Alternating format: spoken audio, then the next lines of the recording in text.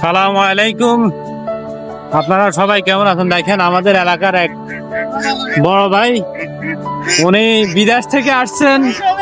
বিদেশ থেকে এসে বড় স্বপ্ন নিয়ে এখানে একটা প্রজেক্ট করেছেন।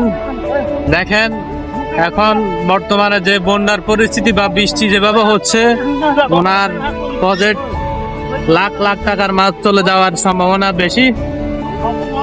উনি এখন এই বৃষ্টির মধ্যেও দেখছেন প্রজেক্টের কাজ করছেন। আল্লাহ ভালো জানে, পরিস্থিতি খুবই খারাপ।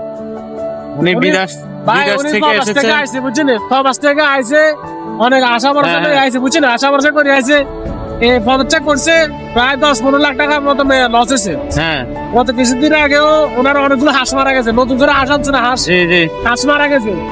আশেপাশে হাঁসগুলো পরে এখন ডুবে গেছে, ওই 12 হয়। হ্যাঁ, এই যে এদিকে আসেন, দেখেন এই হ্যাঁ, আমার উঠে নেবো দেখছেন, এই পানি আর অল্প একটু নাকি। হ্যাঁ, ওই যে দেখেন ওনার হাতে হাঁস, ওই হাঁস অবস্থা বেশি ভালো না। দেখেন ওনার হাঁস, অনেক টাকার হাঁস মারা গেছে, অনেকগুলো হাঁস মারা গেছে। হ্যাঁ, অবস্থা খারাপ, পরিস্থিতি খুবই খারাপ। ওনার প্রজেক্টের মাছ চলে যাওয়ার সম্ভাবনা 80% শিওর হয়ে গেছে। প্রায় 10-15 লাখ টাকা এখানে এতে আছে।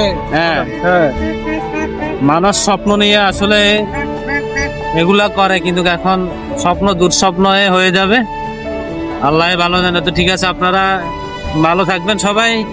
ওকে, আসসালামু আলাইকুম।